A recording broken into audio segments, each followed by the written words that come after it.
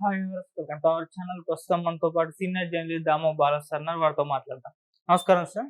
నమస్తే.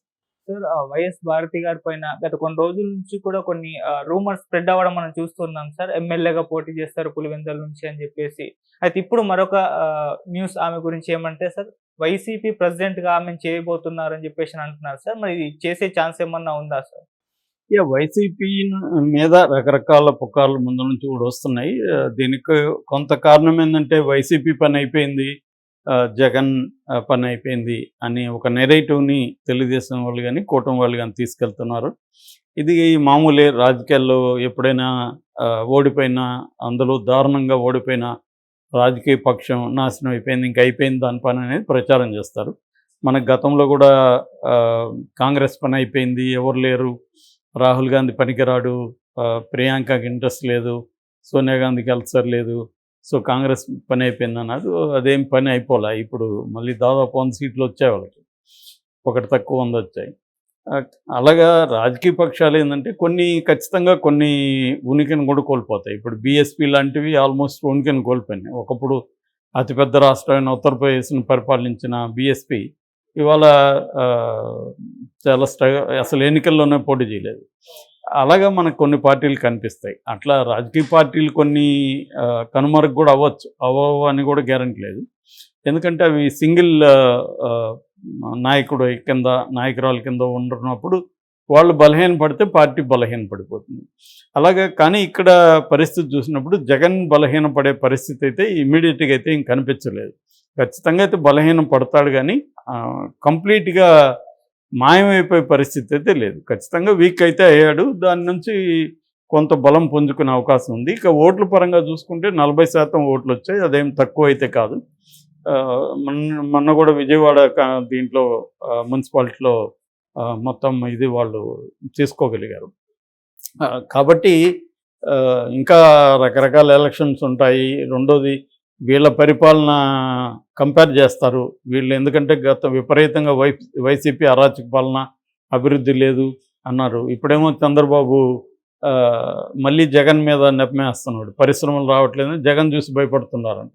మరి నువ్వు భయపడకుండా ఎందుకు తేలేకపోతున్నావు? నువ్వు పెద్ద పుడింగి విజనరీ అని కదా ప్రచారం చేశారు. మరి అంత విజనరీ అయితే పనికిమాలిన జగన్ని చూసి రాకుండా ఉంటే ఇంకా ఈ విజన్ దేనికి? వేస్ట్ కదా. సో అదేదంటారు, ఆడలేనోడు మధ్యలో ఓడన్నాడని, అలాగా ఉంది. ఎందుకంటే ఇవన్నీ ఏదో ప్రచారం చేశారు. నిజంగా గ్రౌండ్ రియాలిటీ వేరే ఉంటుంది, దిగినేటప్పుడే తెలుస్తుంది.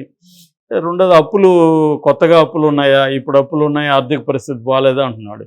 అది తెలిసి మరి ఎందుకు ఇచ్చావు అన్నీ ఇవి 1,20 కోట్ల సంవత్సరానికి ఎక్కడి నుంచి తెద్దామని హామీలు ఇచ్చారు. కాబట్టి ఏంటంటే ప్రతి ఒక్క పొలిటికల్ పార్టీ అనేక అబద్ధాలు చెప్పి దొంగ హామీలు ఇచ్చి అధికారంలోకి వస్తారు. వచ్చిన తర్వాత మళ్ళీ నెపం దేని మీద వెయ్యాలి, వీళ్ళు అమలు చేయలేరు. కాబట్టి ఇదే జరుగుతుంది. సో అందువల్ల ఈ ఓవరాల్ దీంట్లో ఏంటంటే జగన్ పని అయిపోయింది, వైసీపీ పని అయిపోయింది అన్న ఒక నెరేటివ్ని వీళ్ళు బలంగా తీసుకెళ్తున్నారు. అందువల్ల రకరకాల పుకార్లు క్రియేట్ చేస్తున్నారు. ఇది జగన్ రిజైన్ చేసేస్తున్నాడని, పులివెందుల నుంచి పార్లమెంట్కి వెళ్ళబోతున్నాడని, పులివెందుల ప్లేస్లో భారతిరెడ్డిని తీసుకొస్తున్నారని ఒకటి. రెండోది, ఈరోజు కూడా కొన్ని తెలుగుదేశం వెబ్సైట్లు, పేపర్లు రాసి విజయమ్మని ఒప్పించారు, విజయమ్మ పులివెందుల నుంచి పోటీ చేయబోతుంది అనేది ఒక న్యూస్. సో అంతకుముందు కూడా మనం కూడా చెప్పుకున్నాం, కాంగ్రెస్లో విలీనం చేసేస్తారనేది కూడా ఒక న్యూస్.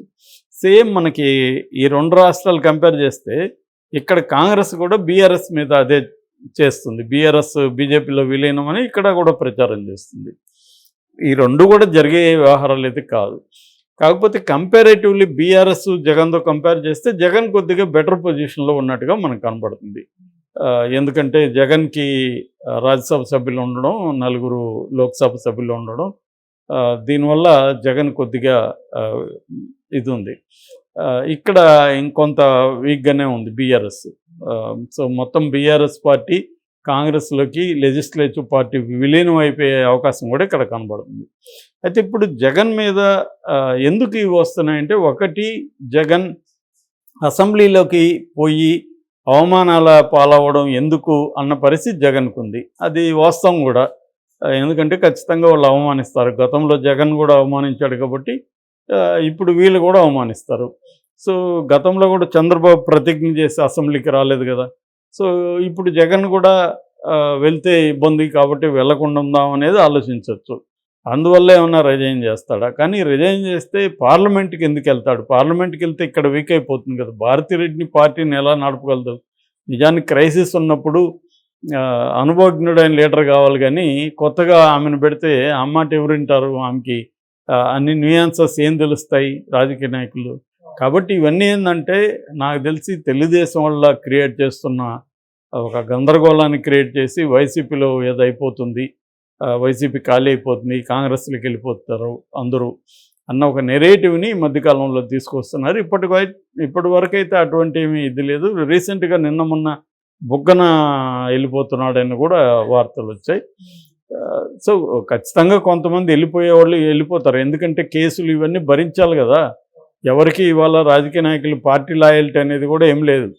వైసీపీలో ఉండేవాళ్ళు చాలామంది తెలుగుదేశం నుంచి వెళ్ళిన వాళ్ళు ఉన్నారు, వైసీపీలో కాంగ్రెస్ నుంచి ఉన్న వాళ్ళు ఉన్నారు, అలాగే తెలుగుదేశంలో ఉన్న వాళ్ళు చాలామంది వైసీపీ వాళ్ళు ఉన్నారు. ఇక్కడ ఏ పార్టీ ఎవడనేది ఇవాళ లేదు. అసలు ఏ పార్టీలో ఈరోజు ఉన్నాడో రేపు ఏ పార్టీలో ఉంటాడో వాడికే తెలియని పరిస్థితి ఇవాళ నెలకొంది. రెండోది ఏం చేస్తారు, చంద్రబాబు ఇప్పుడు అబ్సల్యూట్ మెజార్టీ ఉంది కాబట్టి ప్రెజర్ చేస్తారు. ఈ ప్రెజర్ టాక్టిక్స్ అనేది కూడా ప్రతి రాజకీయ పార్టీ చేస్తుంది అధికారంలో ఉంది. ఇక్కడ ఇప్పుడు కాంగ్రెస్ అదే చేస్తుంది, ఇంతకుముందు జగన్ అదే చేశాడు, ఇంతకుముందు కేసీఆర్ అదే చేశాడు. అంటే ప్రత్యర్థుల్ని ప్రెజర్ చేయడం, ప్రలోభ పెట్టడం, ఇది క్యారెక్టర్ అండ్ స్టిక్ పాలసీ. ఇది తరతరాలుగా వచ్చేది, కొత్తది కూడా ఏం కాదు.